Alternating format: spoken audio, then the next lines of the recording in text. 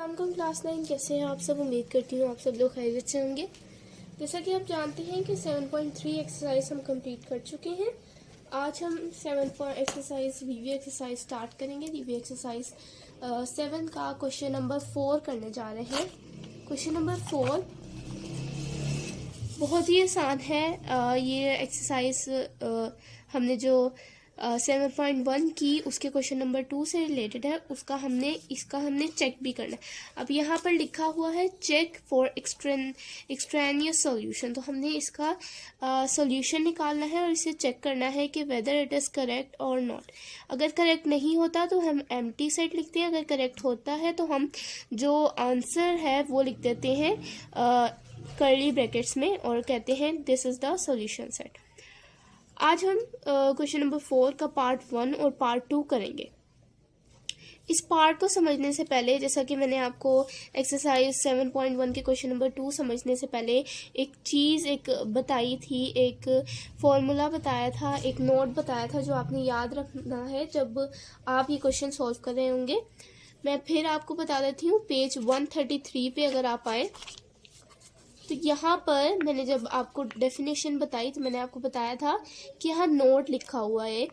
तो नोट क्या है? An important point to be noted. जब ये एक इम्पॉर्टेंट पॉइंट है, ठीक है, एक अहम पॉइंट जो हमें नोट करना चाहिए is that raising each side to an odd power. Raising each side to an odd power का मतलब है कि एक जो साइड है, ये वाली साइड सपोज कर लें, ये अगर हम इसे एक ओड पावर से रेज करते हैं, यानी अगर हम इसका क्यूब लेते हैं ताकि इसका क्यूब हट जाए, अगर हम इसका क्यूब लेते हैं, ठीक है, 1/3 इसका क्यूब लेंगे ताकि इसका क्यूब हट जाए, तो वो एक ओड पावर को रेज करना होगा, क्योंकि 3 is an odd power, 5 is an odd power. ठीक है, जो ओड पावर होते हैं यानी जो ओड नंबर्स होते हैं एज अ पावर इस्तेमाल होते हैं, वो अगर हम रेज करें will always give an equivalent equation। वो एक हमेशा equivalent equation देंगी, यानी equal equation देंगे। जो राइट हैंड साइड का होगा वही लेफ्ट हैंड साइड का होगा। whereas उन्होंने कहा लेकिन whereas raising each side to an even power might not do so। वो कह रहे हैं कि लेकिन अगर एक पावर को हम रेज करें इवन से, यानी इवन नंबर, इवन है, इवन पावर है, ठीक है, जैसे 2 हो गया, 4 हो गया, 6 हो गया, इस तरह, ठीक है, वो अगर हम रेस करें तो माइट नॉट डू सो, यानी वो इक्विवेलेंट इक्वेशन शायद ना बन सके। तो आपने ये याद रखना है कि अगर हम स्केयर लेते हैं और आंसर नेगेटिव में आता है, लेकिन अगर वो आंसर सेम हो, जैसे अगर नेगेटिव में आंसर आया है -2 = -2, ठीक है, और हमने ऊपर स्केयर लिया हुआ था, क्यूब नहीं, जैसे कोई भी चीज़ थी, हमने उसका स्केयर लिया हुआ था और आया -2 = -2, लेकिन ये यहाँ इक्वल आ गए, लेकिन देखिए अब ये नेगेटिव है और रेजिंग पावर क्या रेस की थी हमने? पावर रेस की थी स्केयर, ठीक है। तो आपने याद रखना है कि इवन पावर रेस की थी और नेगेटिव में आंसर आया, बेशक वो सेम है, वो एम्प्टी सेट होगा, वो कभी भी इक्वल नहीं होगा, कभी भी सॉल्यूशन सेट नहीं होगा। एक ऑड पावर हो और आंसर सेम आए, बेशक नेगेटिव में आए, ऑड पावर की बात कर रही हूँ मैं, ऑड पावर हो, आंसर सेम आए, नेगेटिव आए, then it's a solution set. लेकिन अगर इवन पावर हो, आंसर सेम आए लेकिन नेगेटिव में आए, तो वो हमारे पास जो होता है वो सॉल्यूशन सेट नहीं होता। आई होप ये क्लियर होगी, मैंने आपको पहले भी ये बात समझाई थी। अब हमारा क्वेश्चन पहला पार्ट है √2t + 4 = √t - 1। तो सबसे पहले हम क्या करेंगे, इसका स्क्वायर लेंगे ताकि यह अंडर कैंसिल हो जाए। जैसे ये स्क्वायर रूट है तो 2t + 4 और इसका स्क्वायर लेंगे t - 1। आप इससे पहले एक लाइन ऐड करें, अगर आपको ज़्यादा स्टेप्स चाहिए तो आप इस पे लाइन ऐड करें। By taking squares on both sides, by taking square on both sides. तो बाय टेकिंग स्क्वायर हमने स्क्वायर ले लिया, अब ये स्क्वायर अंडर रूट से यानी स्क्वायर रूट से cancel, it becomes 2t + 4 = t - 1। Then 2t minus t इधर आ गया इज इक्वल टू 4, यानी जो हमारे पास होल नंबर थे वो उधर चले गए और जो एक कोफिशिएंट के साथ जो नंबर्स थे वो इधर आ गए। जैसे 2t माइनस टी इधर आ गया और 4 है प्लस 4 है, वहां जाके माइनस हो जाएगा और -1 as it is. 2t minus 1 करेंगे तो हमारे पास आ जाएगा t positive t is equal to -4 -1 करेंगे तो हमारे पास आ जाएगा -5। अब ये हमारे पास आ गया। अब हम करेंगे इसको हम इसका चेक करेंगे, क्योंकि उन्होंने कहा है कि आप चेक करें, तो जब आपको वो चेक दें तो आपने चेक करना है। तो हम लिखेंगे बाय सब्स्टिट्यूटिंग या बाय पुटिंग आप लिख सकते हैं। मैं यहाँ लिख रही हूँ bye substituting the value of x an original equation. By substituting the value of x in the original equation, ये लिख के हमने वैल्यू ऑफ t, सॉरी यहाँ पर t x तो नहीं था, यहाँ t था, तो वैल्यू ऑफ t की वैल्यू पुट करेंगे तो ये हमारे पास था √2t, t की वैल्यू हमने क्या निकाली -5 + 4, और ये हमारे पास है √t-1, t की वैल्यू है -5 -1। ठीक है, ये हमारे पास था।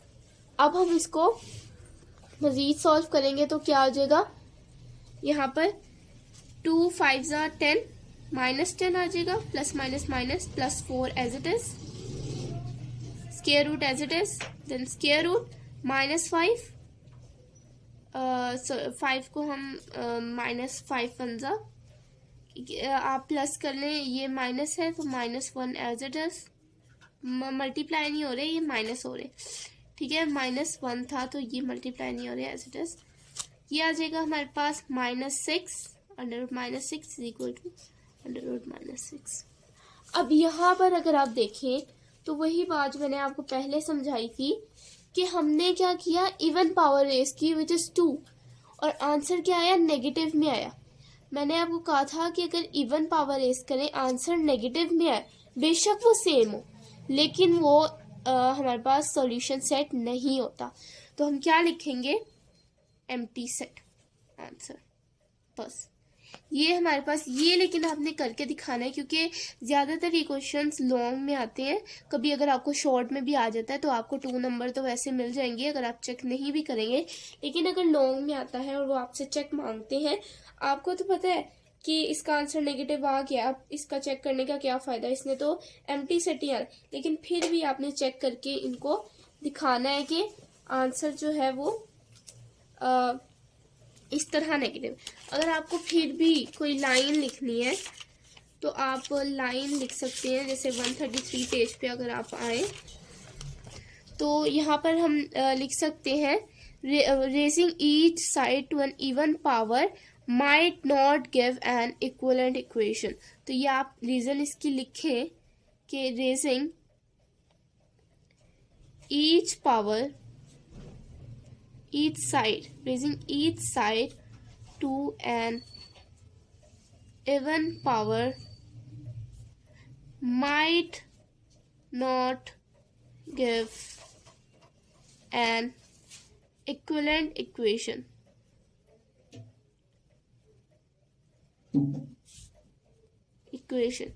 आगे आप ये ब्रैकेट क्लोज करें और आप लिखें ब्रैकेट, एक और ब्रैकेट डालें और आप लिखें t is नेगेटिव, बस। ठीक है, ये हमारे पास इसका जो आंसर था वो भी हो गया, हमारा क्वेश्चन भी सॉल्व हो गया। आई होप यहाँ तक आपको क्लियर होगा। अब हम पार्ट सेकंड करते हैं। सेकंड पार्ट भी बहुत ही आसान है, लिखेंगे सेकंड पार्ट का सॉल्यूशन।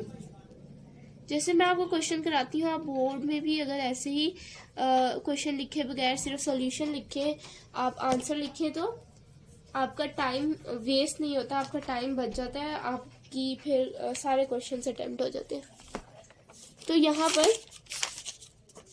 हमारे पास पेज नंबर 143 पे क्वेश्चन नंबर 4 का पार्ट 2 करने जा रहे हैं। पार्ट 2 है √3x - 1 - 2 √8 - 2x। तो लिख लेते हैं question. √3x - 1 - 2 8 - 2x is equal to 0। ठीक है, ये उन्होंने क्वेश्चन दिया हुआ है। अब हमने इसको सॉल्व करना है। सॉल्व कैसे करेंगे? Taking square on both side, 0 का स्केयर तो 0 ही होता है, तो ये जब इसका स्केयर लेंगे ऐसे 3x - 1, ठीक है, -2 8 - 2x, ठीक है, और हम इसका स्केयर लेंगे तो ये स्केयर रूट से कैंसिल हो जाएगा। ये हो जाएगा 3x - 1 - 2 और ये ब्रैकेट आ जाएगी 8 - 2x। ठीक है, इस तरह से। ठीक है, तो ये स्क्वायर रूट ये ब्रैकेट में आ जाएगा इक्वल 0।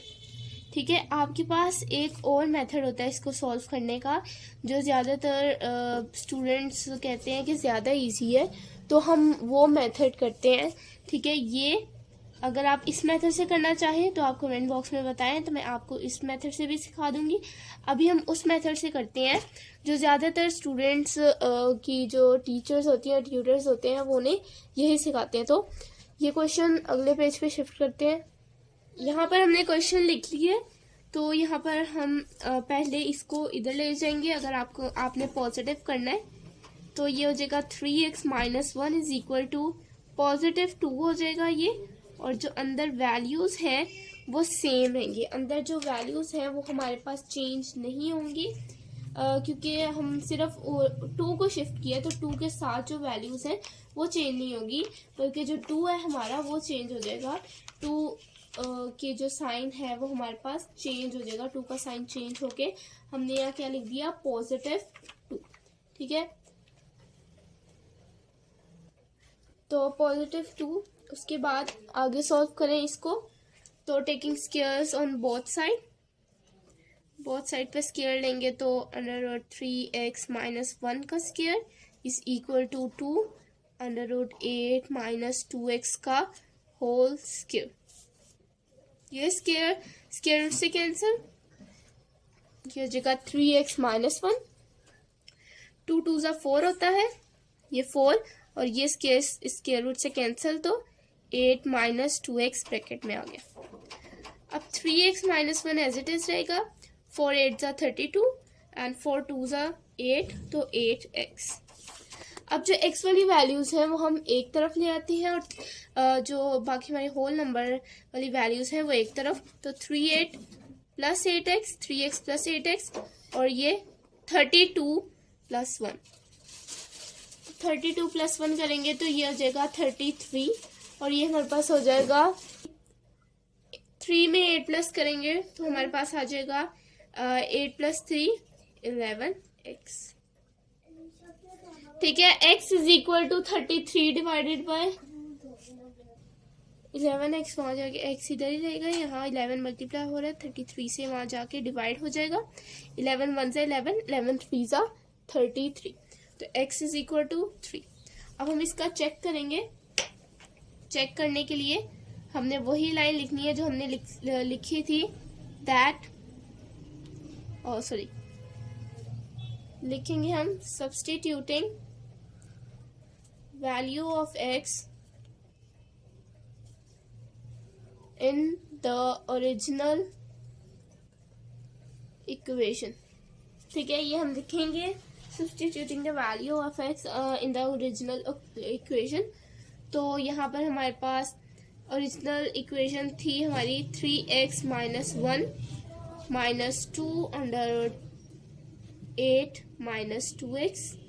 ठीक है, अब हम इसमें पुट करेंगे x की वैल्यू, तो √3x की वैल्यू हमने निकाली, विच इज 3 - 1 - 2 8 - 2। तो यहाँ पर हमारे पास इक्वल 0 आ गया। 3 3 ज़ा 9, 9 - 1, और ये √2 √8 - 2 3 ज़ा 6। ये हमारे पास आ गया इज इक्वल 0। ये हमारे पास आ गया √8 और ये आ गया -2 √2 इक्वल 0। अब आप इसको सॉल्व करेंगे जब कैलकुलेटर पे, तो आपके पास आंसर आएगा 2 -2 इज इक्वल टू 0। तो ये पॉजिटिव है और ये नेगेटिव है, तो ये आपस में कैंसिल आउट हो जाएंगे और ये हो जाएगा 0 इक्वल 0। तो हमारे पास दोनों सेम आ गई, तो हम लिख सकते हैं thus solution set is equal to curly bracket 3। Solution set आपने ये नहीं लिखना होता जो सेम आता है, आपने वो लिखना होता है वैल्यू ऑफ x। तो आई होप आपको यहाँ तक समझ आ गया होगा। बहुत ही इजी क्वेश्चंस थे और हमने क्वेश्चन नंबर 4 डिटेल में कर लिया है रिव्यू एक्सरसाइज 7 का। आई होप यहाँ तक आपको क्लियर हो चुकी होंगी, आपकी सारी क्वेरी सॉल्व हो चुकी होंगी। मिलते हैं नेक्स्ट वीडियो में जिसमें हम करेंगे क्वेश्चन नंबर 5। तब तक के लिए अल्लाह हाफिज।